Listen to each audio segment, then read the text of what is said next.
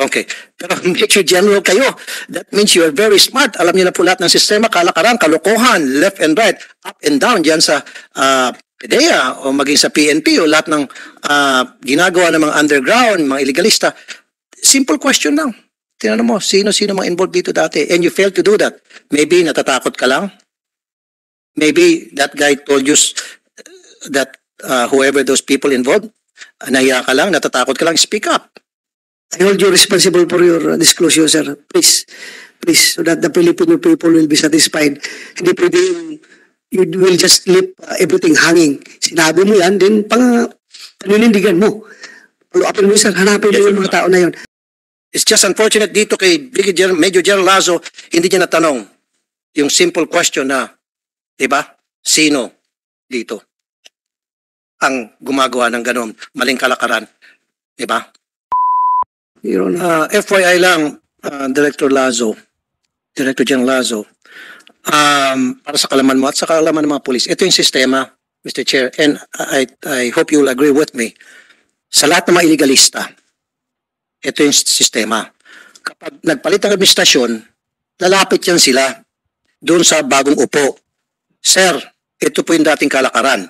Ito po yung pwede maibigay namin sa inyo. At ito po yung dapat ine-expect namin na maibigay ninyo. So therefore, for me, in my humble opinion, yung taong lumapit sa kanya, nagsasabi ng totoo po yun. Kaya nga sinisingil lang niya o tinitesting niya itong si Director General Lazo kung papayag ba siya sa ganun lumang kalakaran. Dahil kapag hindi siya pumayag, then hindi na ipupush yun, then hahanap sila ng ibang grupo na papayag. Ganun po yun eh. Hindi naman out of the blue, yan po ginagawa po nung lumapit kay Director General Lazo. Di po ba? And you agree with me. So nung kayo po nilapitan itong asset na to, paupo nilang po, tama? Oh. Yes, Your Honor. Kaya nga po, so ibig sabihin, yung bago kayo, naging PDEA, Director General dyan, yung previous administration, ginagawa na yon. Kaya nga pinupuntahan ka para magpresenta ng kanilang offer sa iyo. At buti lang hindi ka pumayag. Ang pagkakamali mo lang, nandoon ka na. Rap mo na siya, face to face. Hindi mo lang tinanong, oy, or, I don't know kung paano mo tawagin para hindi naman matakot. Pwede mo bang malaman? Yun yung laruin, di ba, Mr. Chair? Okay yan, pero teka muna. Sino bang may umpisa ng kalakaran na yan? Para malaman ko, baka naman pwede kong tawaran yan. Di ba para huli-huli lang? Kung yan sumasangayon ka, magbabanggit siya, kasi si ganito, ito yung binibigay. Kasi kami hindi namin kaibigayan. Sige, sino-sino pa mga involved? Huli-huliin mo lang hanggang sa makakuha ka lahat ng impormasyon na kailangan mo para makasuhan agad tulad ng sinasabi ni Senator Bato de la Rosa. Pero hindi mo ginawa, nakakapagtaka. Di ba? Gano'n nga katagal ang experience po sa law enforcement? How long have you been sa law enforcement? Sir, I retired from the PNP after having 38 years in the... Ilan po years? 38, sir. 38. Ano pong rango inabot niyo, sir? Major General, 2-star. Wow, 2-star. And I salute you for that, sir. Okay. Pero Major General kayo. That means you are very smart. Alam niyo na po lahat ng sistema, kalakaran, kalokohan, left and right, up and down dyan sa PDEA o maging sa PNP o lahat ng ginagawa ng mga underground, mga illegalista. Simple question lang. Tingnan mo, sino-sino mga involved dito dati. And you failed to do that. Maybe natatakot ka lang. Maybe that guy told you that whoever those people involved, nahiya ka lang, natatakot ka lang, speak up. Yun lang po, Mr. Chair. Thank you, Your Honor. I hold you responsible for your disclosure, sir. Please, please, so that the Filipino people will be satisfied. Hindi pwede you will just leave everything hanging. Sinabi mo yan, then paninindigan mo. Follow-upin mo, sir. Hanapin mo yung mga tao na yun. Yes. Pero itong mga tao na ito naman, alam naman natin yan kung sino-sino yan. At anong motibo niyan. Parang baligtad ang nangyayari. In outco plans, mga action agent na ito, merong handler. Ang nangyayari, yung handler na police o PDEA agent, sila lang hinahandle nitong mga action agent na sila sunod-sunuran. Itong gusto namin, mag-demand kami 30%. Take it or leave it. Sabi naman ng handler, sige, gawin natin yan. Basta makaka-accomplish lang kami. Baka gano'n na nangyayari. Baligtad nangyari. Ang agent, action agent ngayon, ang nagiging handler. Yung handler ay sunod-sunuran na ng mga hintay na yan. So, ito nga, klaruin natin. Sabi niya, kalakaran na yan, matagal na. How long, sir? Hindi mo tinanong? No, sir. Ang exact question, sir, is yan ang kalakaran. Kalakaran. Okay. Speaking of Kalakaran, we'll ask yung pinalitan mo na PDEA Director, Lucas Villanueva. Ito ba'y Kalakaran ninyo sa panahon ninyo noon? Masakit sir yung divulge. Kasi sir, ang haba ng trabaho natin eh. 20 years ako sa PIDEA and never naging kalakal namin yan sir. At the same time, nung nag-DG kami, nag-DG ako, structured sir ang anti-drug operation natin. Mas nakalatag yung intelligence operation. So we are not really dependent on informants. Ang nangyayari kasi sir, dahil bago, may mga walk-in informants. During my time, nung regional director pa sir ako ng regional NCR, I discouraged the use of walk-in informants. Dapat yung anti-drug operation should be intelligence-based. Yung pinaghihirapan ng ahente. Kasi hindi ka pwedeng kumuha ng operation na yung alpha mo lahat ang magtatrabaho. Maglalaro talaga yan, sir. Now, I'm sorry, sir. But kung lumapit, sir, sa'yo, I assure you, basurero ng droga yan, sir. Kasi kung mag-aano ka ng 30%, magbabasura ka ng droga. Saan mo ibabasura yan? Sa barangay. No other else. So, ibig sabihin, kukuha ka ng malaking seizure, yung 30% dito, ilalagay mo ngayon sa influence barangay. Alam ko dumaan ka sa PDEA. Hindi ka direkta naging PDEA director. Nagiging regional director ka noon. Ang tanong kasi nito, baka mamaya sabihin, ikaw, PDEA director ka, malinis ka, hindi mo yan ginagawa. Baka the people under you, may ginagawa na ganun. So, you've been the regional director, I'm sure, hands-on ka pag RD ka sa lahat ng operations. Sir, pag nag-30% ka kasi, sisingaw yan, sir. Imposible hindi sumingaw yan. Ibig sabihin, pag kumuha ka ng droga, out of dun sa huli mo, sisingaw yan, sir, sa mga law enforcement. Ito na nga, sumingaw nga. May sumingaw nung nagsabi. Hindi natin nga alam, sir, kung paano ang singaw niyan eh. Sir, kung ako yun, nilapitan, ang una kong tatrabahuhin, yun ang mapit sa akin kasi siguradong basurero yun. Kasi alam niya kung sino yung nagka-30% eh. Yun dapat ang kakandakan ko ng intelligence operation. Dahil, sayang sir, yung legacy na iniwan ng ating presidente about sa war against drugs, during my time, 2020, pandemic pa yan sir, nakakuha tayo 3.994 tons of dangerous drugs. Kung may 30% yan sir, sisingaw yan. Bakit?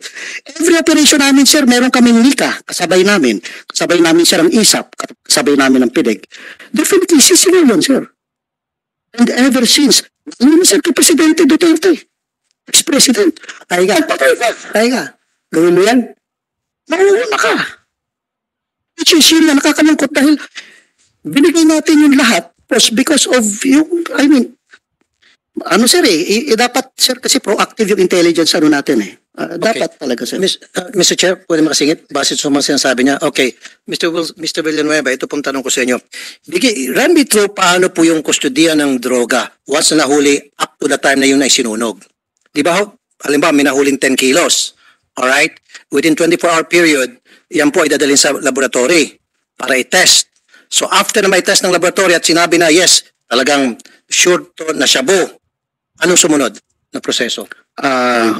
Lahat yan sir, for example, pagkakahuli pa lang, there should be an inventory of dangerous drugs under Section 21. Okay. So dapat naandun ang member ng Department of Justice, Okay. naandun ang elected public official. Okay na po tayo doon. Tinetest po. So, Tayo sa, di ba, on-site nagtitest sila? On-site testing. Exactly. Sir. Alam ko po yun. And then, Diretso ngayon yan sir, sa PIDEA Laboratory. para habang hinihintay, Habang safekeeping, doon sir ilalagay. habang hinihintay yung result kasi 24-hour period. Yes sir, yes sir.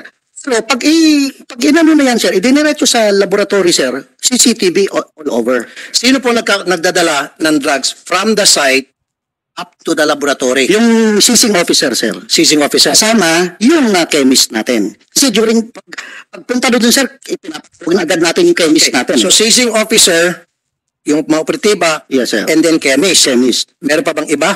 Wala na po. Baka Escort. Escort na, sir. Escort. Yung escort. Yung member ng operating team as their escort na. Idediretso ngayon yan sa PDEA laboratory. Okay. So doon na ngayon, i-examine Okay. dangerous drugs hanggang sa makuha, sir, yung result. Kaya after 24 hours, Yes, yes, sir. requirement. Kaya mo yung result. Yung nakuha na ng result, ipapasok na ngayon yan, sir, sa vault, sa evidence room natin. Okay. Yung evidence room, sir, tatlong padlock yun, sir. Okay. At merong biometrics. Okay. So, ibig sabihin, tatlong tao ang kailangan para mabuksan yung vault. Okay. And So, everything is so from the laboratory going to the vault, sino po yung nagpapasok? yung sa laboratory na, sir. Kasi ite-turn over na ng seizing officer sa chemist in charge dun sa case na yon. Kaya nga po. So, yung mga taga-laboratory, sinabi nila, okay, sertipikadong drugs, shabu itong 10 kilos. So, once nasabing shabu itong 10 kilos, ito mga taga-laboratory ang magdadala ng seized drugs sa laboratory. Ano mismo, sir, kasi yung pag inatid na sa laboratory, take charge na ang chemist doon. Wala nang pakialam ang seizing officer doon, sir. Okay. Kasi yan yung handling of drug evidence. Okay. So once na na-take hold na ng laboratory yung droga, labas na yung seizing officer, chemist na ang in charge doon sa handling of that dangerous drugs. At yan po, guarded yan 24/7, sabi nyo nga po.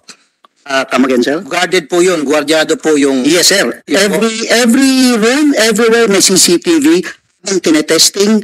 At the same time, pag nakuha na lahat yung, na-testing na lahat ng drugs, pasok na ngayon, sir, sa stock room, sa storage room. Tama po. With 3 padlocks and a biometric. Okay. Papasok na yan sa loob ng laboratory. At sa loob ng laboratory, sir, is meron pa rin CCTV. Okay. So, in short, pag na... So, ibig sabihin talaga mahirap. sir, pag Ang tanong ko po sa inyo, bigyan niyo po ako ng listahan ng mga kaso na pinala niyo na huli ng droga na na-technical po ang PDEA dahil po sa handling of evidence. Ilan po ang mga kaso na kung saan na-dismiss yung case against those? No, sir, I don't have I need, I need. But they can provide you. For that. The PDEA can provide you with the... Balita po, may mga insidente na nate-technical po ang PDEA dahil nga po sa handling of evidence. Nate-technical po ang PDEA dahil po yung mga operatiba hindi po umaten sa mga kaso. So I need data for those. Yes, sir. We can course through Thank you. the Director General, sir. Yeah, Your Honor, maybe the PDEA can provide that. report. Yes, I mean, sorry. Director We will submit, Your Lazo, Honor. even for the PNP. Yes, PNP, ako, very confident ako sa PNP na wala nang gagong operatiba ngayon na magpapail ang kaso tapos pag nabayaran, hindi na magsisipot sa hearing dahil alam nilang madidismiss na serbisyo. May corresponding non-appearance ng isang hearing, automatic dismiss yung police na yan. Am I correct? Diba? Pero kailangan Dismiss. Pero mag-submit pa rin kayo dito sa committee, ha? Ng record. lalo na po Kung sa ilan ang dismiss. mishandling of evidence. Yeah. Meron po man nadidismiss na kaso. Alam ko po. Nati-technical po dahil sa mishandling of evidence. Kaya nga, ibabangga ko yan doon sa sinasabi ni Mr. Villanueva na talagang gwardyado yung mga drugs. Imposibleng may makalusot. Pero bakit may nati-technical sa mishandling of drugs? Yung malaking tanong. Pangalawa pong tanong sa inyo, Mr. Villanueva. Yung pong sinasabi ninyo kanina, galit na galit kayo, na basurero yun ang drugs. Of course, basurero ng drugs yun. Pero nagbigay po siya ng information na hindi naman gagawa-gawa ng out of the blue, gagawa siya ng istorya. 30% pa sa dinamdaming numero, di ba? Kung wala siyang pinagbabasehan. Ako'y naniniwala, it's a possibility na nangyayari po yun. Kaya nga po, di ba, back in December, meron pong na-raid ng PNP sa Taguig, opisina mismo ng PDEA, na magbebenta ng droga, di po ba? O, saan po nga galing? Sana yung droga na ibebenta nung taga-PDEA sa Taguig na ang pagbebenta ang asset ng mga ang PNP mismo. Saan ang galing yun? Sa mga huli, siyempre. Di po ba? Kaya it's possible na yung sinasabi ng asset kay DG Lazo may katotohanan.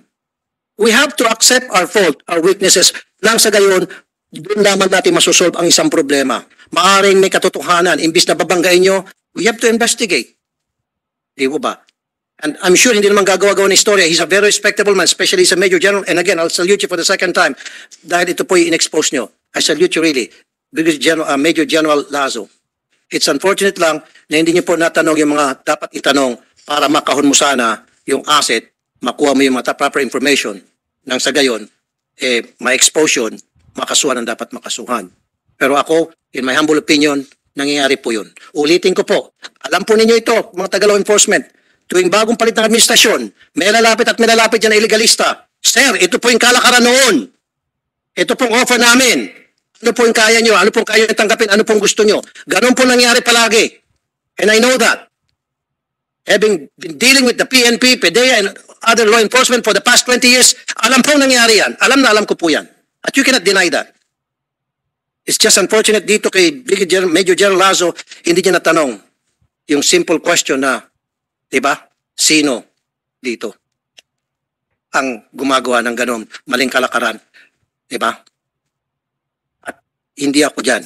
Not under my watch. Yun lang po sana, Major General Lazo or DG Lazo, sir.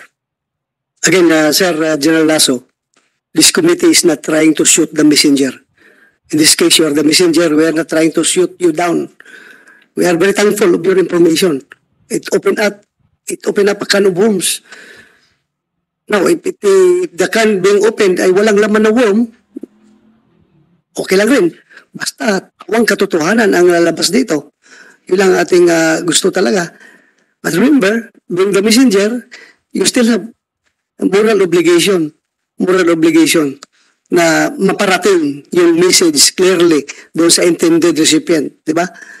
So, with that, again, ulit ko sir, please, due diligence on your part to follow up that informant at para may labas natin yung katotohanan talaga.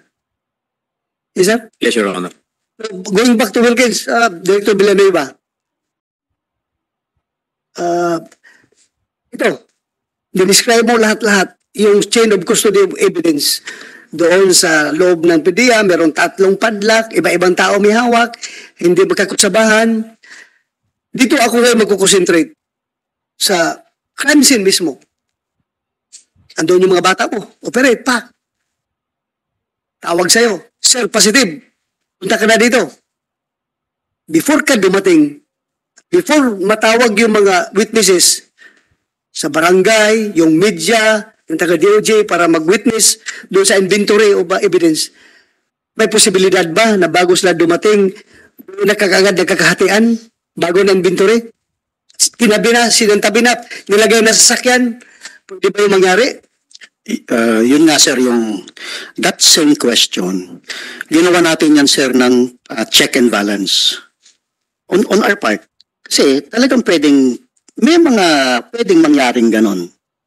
So immediately, habang yung malapit na tayo, meron na tayong exclusive na kinukuha from a network sa media. Nakasama during before papasok tayo doon sir sa loob. Nandiyan na, nakaredy na, sabay na sila pag-asabay ninyo. Pasok No, sir. No, sir. Mr. Chair, member ako ng media. Hindi po. In a lot of cases, limits mo ng media pagpasok sa loob ng bahay. Sa operation off. Halimbawa, papasukin isang bahay na maraming drugs. Hindi po makapasok ang media, nasa perimeter lang. Okay? Tama po. Naging member din ako ng media, nakasama rin po ako sa operations. Yes, Hindi po sasama hanggang sa loob. Kasi sabihin, for your own protection, tama nga naman. Baka man magkaroon ng barilan, hindi ka namin sagot. Cargo kayo namin. So yung media sa labas lang. At palagi po ito nangyari. Pag i-interview ko yung mga media ito, nung senator na po ako, maging yung before na nag-interview ako sa mga hulihan, yung media dumarating, tinatawag after the fact.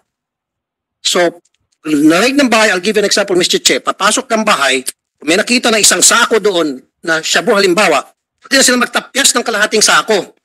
And then, itatabing kalahating sako. Halimbawa lang po to, exaggeration na itong kalahating sako. And then, saka tatawagin yung media barangay, hoy, pasok na kayo rito, ito, kalahating sako, picture ng media, magsasalita na, on air na, live, pero wag kayong kalahating sako na itabi na. Your reaction? Yeah, go ahead. Sir, remember nung regional director ako na NCR, meron tayong programa sir, pinagsasambayan natin sir yung tutok tulfo natin. And every week sir, kasama may table dun sir, yung staff and yung crew ng tutok tulfo sir. Pero kay Erwin na programa po yun, and I appreciate that. Yes, sir. Meron ganung programa yung kapatid ko. Pero ang sinasabi ko po sir, sa actual rate, pasok sa lungga ng mga drug lord, hindi po kasama ang media kasi kayo po mga taga PDEA, naka-bulletproof vest kayo, may mga armas kayo, hindi nyo isasama yung taga-media kasi for their own protection. At hindi rin po para yung ibang taga-media kasi baka tamaan siya sa crossfire. Yes, Kaya yung sinasabi ko sa naiwan po yung taga-media sa labas ng bahay. Yes, sir. Yan aglusob, wala po. Yan, again, ulitin ko for the second time, doon pa naman po, pag may nakita doon na bulto-bulto na drugs, pwede na pong hatiin kung tiwali po yung PDEA agents, hatiin na po yun, itatabi na yung kalahati, tatawagin yung media, okay, punta ka rito, ito, may nahuli kami. Ito yung bulto na huli namin. Di po ba? Yes, sir. Ang tanong ko lang, is that a possibility? It's possible. Okay. But, Rest in case. Can I run through with how we do it, sir? I-run lang natin, sir. Kasi what we are doing is different than other law enforcement. Kaya nga inano ko to, sir, na nagsasama ako ng member ng media, exclusive. Kasi sa kanila lahat. Now, before papasok, naka-ready na yung mga camera nila, sir. Wali, pagbaba, kasama sila hanggang sa labas ng pintuan. Nakapasok na ang ating mga ahente na secured na ang area, pasok na, sir, ang ating media. Wala pang raid, wala pang search dun, sir. Wala pa pong search. Mag-start lang ang search natin. To be clear, pasok ninyo na clear meaning no imminent threat sa area. Tsaka natin papapasukin, sir, ang Hindi pa kayo naghahalongkat. Wala pang halongkat sa tagamit. Wala pa, sir. Okay. Clear lang muna na. Walang threat. Walang threat. Clear ang threat. Papasukin na natin, sir, yung Okay. media. So, meron siyang exclusive. Tapos, hindi pa tayo mag-search. Hihintayin muna natin yung member ng yung witness yung sa search. Dalawa yun, sir. Hindi pa agad darating yung under sa section 21, yung two witness rule ang gagamitin natin, sir, sa implementation ng search. So, meron na tayong witness during the search, saka, sir, pa lang tayo maghahalongkat ng mga gamits. And it's covered by the media. Sir, you're hearing me but you're not listening. Ito po ang simple na po ito eh. Papasok yung PDEA. Okay, pagpasok PDEA, naghahalugog. Pwede pa naman mag-standby yung yung mga media ron. Pwede yun hawak nyo naman yung oras eh. Pwede nyo pasukin kung kailan nyo gusto eh. Ako, pwede yung palabasin na nagsisearch kayo for 5 minutes. Kasi to make sure na talaga yung bahay, wala talagang may armas doon. So, in 1 minute sir, pagpasok ng bahay, nakita nyo agad na may droga doon, pwede nyo maitabi agad yung ebidensya. Ipasa nyo sa isang kasama at yung isang kasama, ihagi sa bintana yung mga droga na yon and then saka papasok yung media. Oh, clear, everything clear.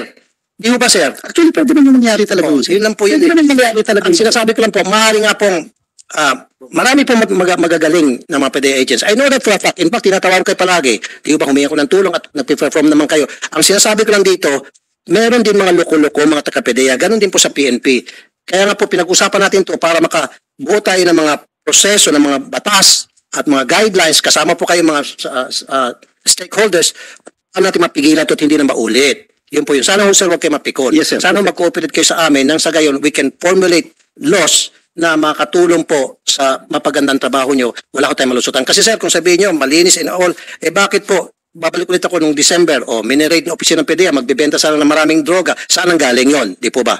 Di kundi dahil sa mga raids, sa mga huli. Tama sir? Thank you sir. Yes, sir.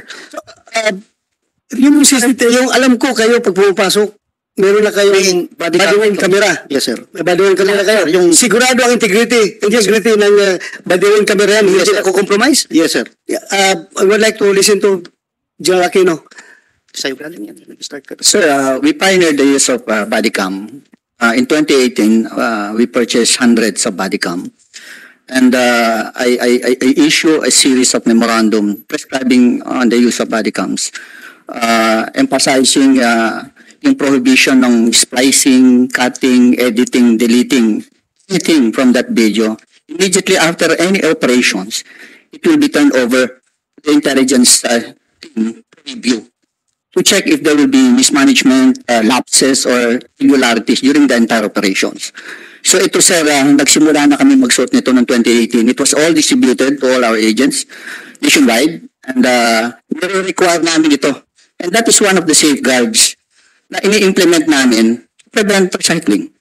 Another safeguard that we are implementing is yung there's a policy. I also issued memorandum on this, that there is, the PNP and PDEA are always required to jointly conduct any illegal drug operations. Lagi dapat in tandem sila.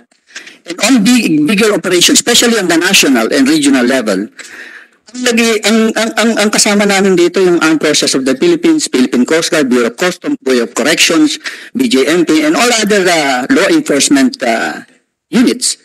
Mas maraming mata, mas mahirap mag-savings. Kasi pag marami kayong papasok doon, on a bigger level, sir, yung aming operations, yung drug laboratories of Shabu and Ecstasy in Batangas, Tagaytay, and Malabon. This is the first ecstasy laboratory that we dismantled.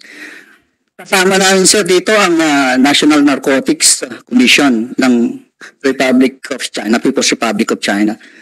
They are not included in the actual operations, but they are there as observers. Kasama namin sila. Umani naman ito ng iba't ibang reaksyon mula sa ating mga netizens. Ayon kay Eugenia Calica, Lazo doesn't deserve to be the PDEA director, huwag po ninyo pahintulutan na maibalik ang talamak na droga sa Pinas. Pahayag naman ni Victor Galano, mahirap pagkatiwalaan mga PIDEA, totoo talaga sinabi ni Senador Tulfo, kaya hindi talaga masugpo ang droga.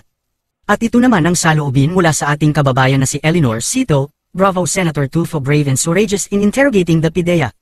Mga kababayan, feel free to comment below para maglabas ng saloobin sa balitang ito.